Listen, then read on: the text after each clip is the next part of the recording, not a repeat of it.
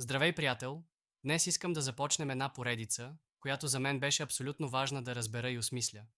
Тя ми помогна да разбера защо понякога, въпреки че се храним добре и спортуваме, пак усещаме умора, боледуваме често и просто не сме във върхова форма. Отговорът се крие в едни микроскопични ключета, без които двигателят на нашето тяло просто не може да запали. Говоря за витамините и минералите. И така първо, защо изобщо ни е грижа? Представи си, че всяка една клетка в тялото ти е сложна химическа фабрика, в която протичат хиляди процеси всяка секунда. Тези процеси се управляват от едни майстори, наречени ензими. Но за да може един майстор, ензимът, да си свърши работата, той се нуждае от специфичен инструмент – чук, отвертка, гаечен ключ. Витамините и минералите са точно тези инструменти.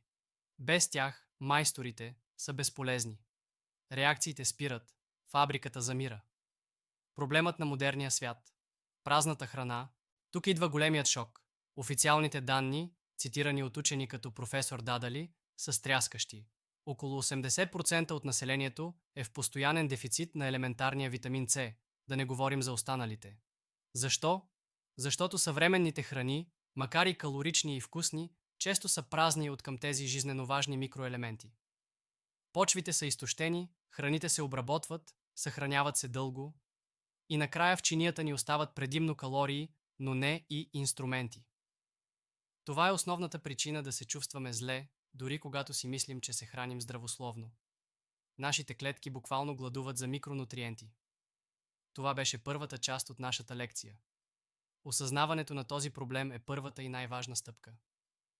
В следващата част ще се потопим в света на първата група инструменти – водно-разтворимите витамини С и група Б.